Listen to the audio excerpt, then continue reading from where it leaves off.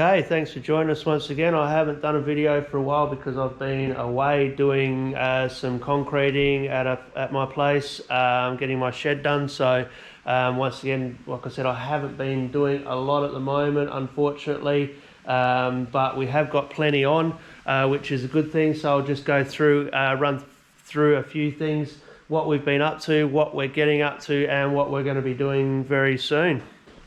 Alrighty, so we've got a Borg-Warner diff here for a customer that's going into a hardtop Valiant. As you can see, we've got some nice curry axles in there as usual. 28 spline on this one. I'm not going to unwrap it because it's all wrapped ready for the customer to pick up. Then I'll glue on the backing plate in front of the customer so you can have a look at all the internals, every little work we've done, this, that and the other. So we've got some good second-hand gears in there that the customer's actually provided, with a rebuilt LSD that the customer have provided as well, and I have rebuilt naturally. That one's come up really good. We've got the solid pinion spacer in there, of course, and once again we've got some rebuilt brakes on there as well that I've done for him, or I've had the brake shop rebuild. They tear them down once again, and I clean everything, paint everything, and then have them reassemble them, and I reinstall them back onto the diff once we've built the diff, so the customer can just bolt that straight in his car. We've got a Dana 44 here that I have got. It's all dummied up. I'm just waiting on some more bearings for it, as we had to use the bearings that came in the kit as slipper bearings. Long story short, these have the carrier preload spacers and backlash adjustment spaces, or whatever you want to call them. Space go actually underneath the bearing itself, and you cannot press them on and off without destroying the bearing. So that's been a little bit of a pain in the ass, but we're slowly getting there. Once again, it's all set up, the pinion's all set and everything in that. So we have to use on that, because there's such a big mass gear and center, this, that and the other, and the way they're designed, we have to use a diff spreader for that. So here's some pictures of that in action.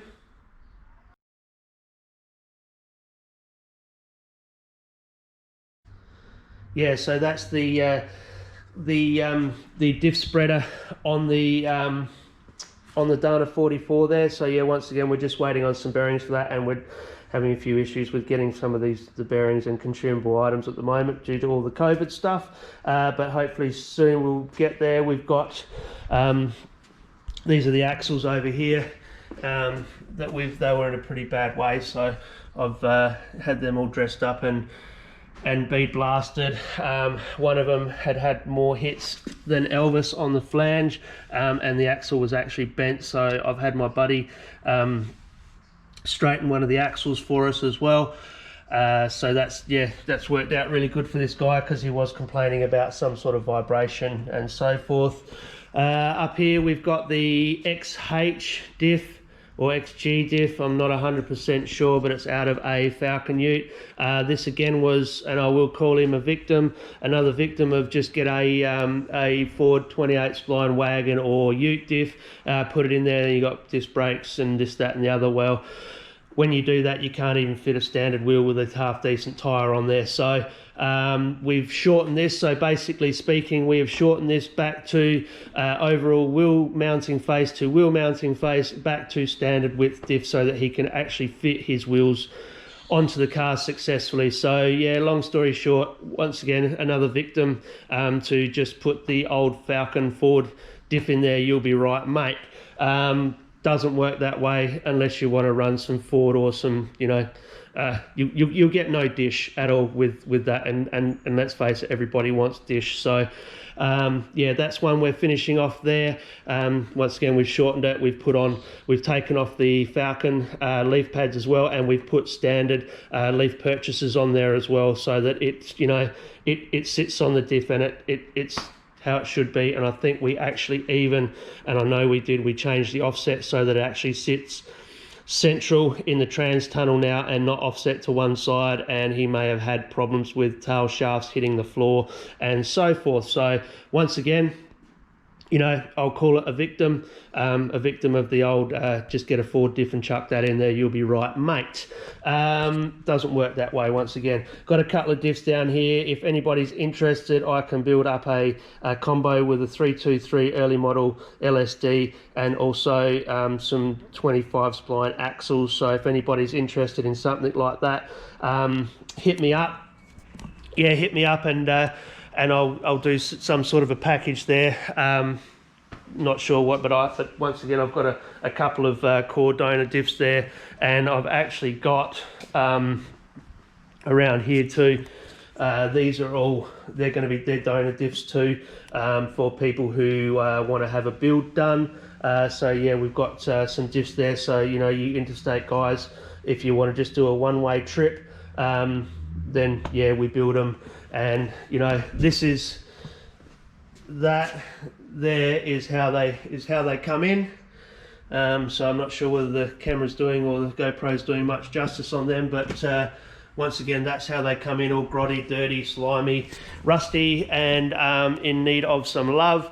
And this is the finished product here that we get them to. So if you want something like that, let us know, and we can. Like I said, we've got plenty of stock there for builds. Another couple of builds over here. So we've got this one I think I've touched on before. This one's going into a drifter panel van.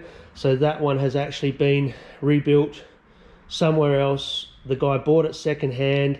Hasn't even been in the car, so he's brought it here for me just to go through it, make sure everything's okay with it. He's actually a very good friend of mine, so that one's when I get to it sort of stage.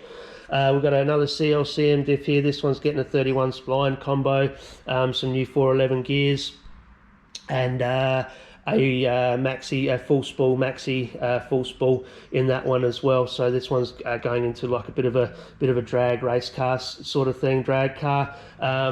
Pretty cool looking car actually. The paint job on it is really quite cool, to be honest. This one here, long story short, is going into a VC.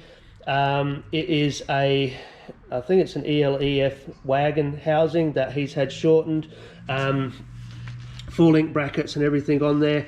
Now he's using Willwood brakes. He bought some Willwood brakes. I'm not mentioning any shops because, to be quite honest, I really don't even know where he bought it all from. He bought Willwood big bearing end brakes. They sold him, instead of selling him late model Ford Torino style big bearing ends or brakes, sorry, Willwood brakes to suit. Oh, sorry, Willwood brakes to suit. A shop sold him some brakes which were early model, so these are like a barge Fairlane style end, billet end as well, but the brakes that he got wouldn't suit the Ford Torino ends. So the shop that the diff was at, or his car was at, or whatever, said to him, go and get some ends. The poor fella, unbeknown, went and got some ends. He supplied these ends to the shop where his car is. They've put them on here, set all his diff up and everything like that. But these ends that they've used aren't the ends that we used on the Willwood brake one, which is actually the first video in my my YouTube channel. The first video.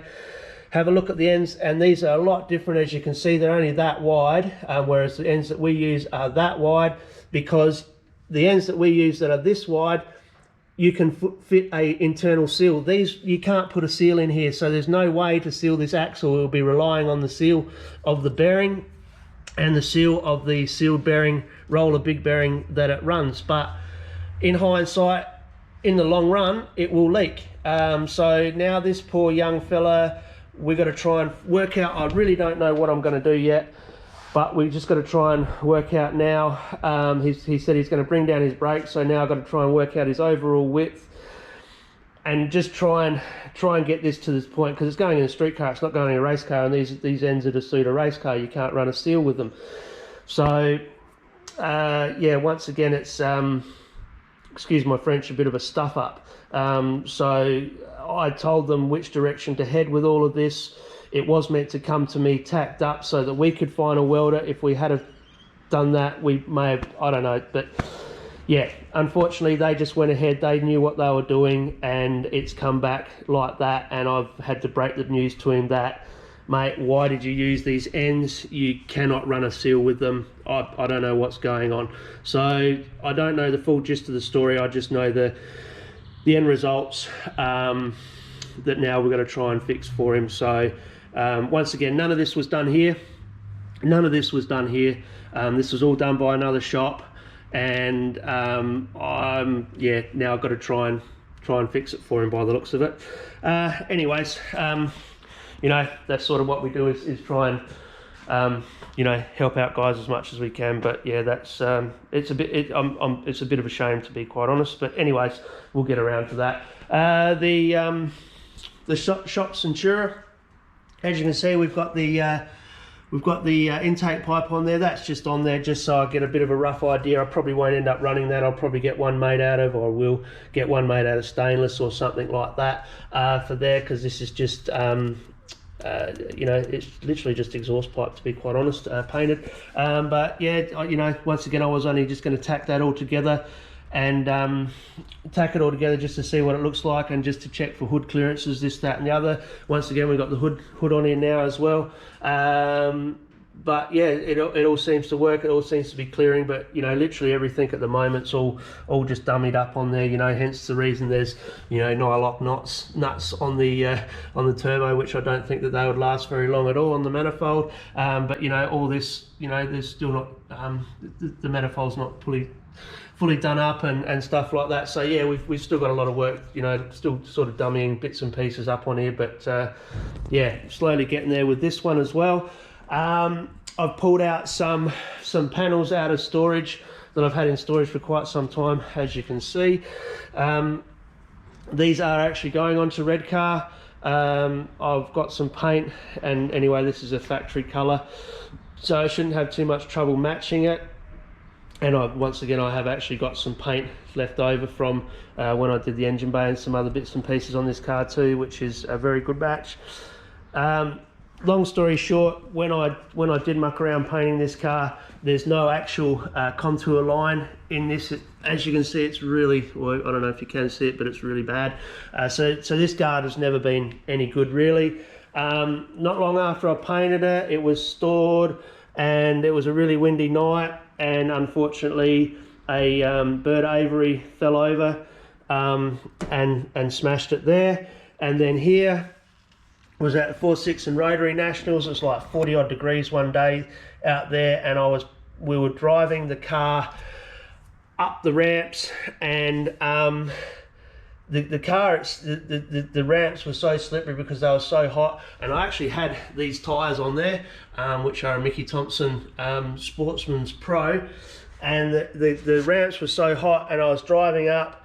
As I was driving up, the car actually slid off the ramps, and this caught on the edge of the trailer. But as you can see, I was actually really quite lucky, because that was the only part of the seal panel that you know, this could have been this whole seal panel that got crushed up. So you know, yeah, very, very fortunate there. So basically speaking, we're going to be replacing the two doors and the front guard, just to try and tissy it up a little bit more, because I'm, yeah, just a bit sick and tired of looking at that.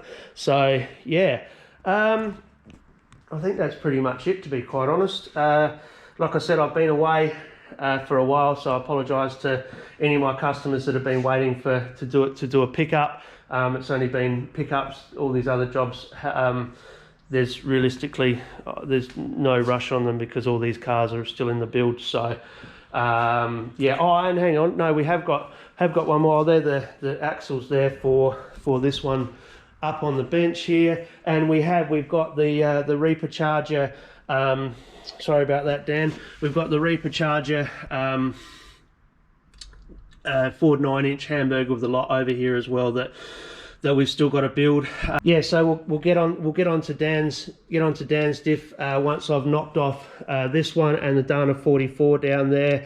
Then I'm going to get stuck into the Ford 9-inch. So that'll be a good build, because it's a hamburger of the lot, and yeah, like doing them. So should be good.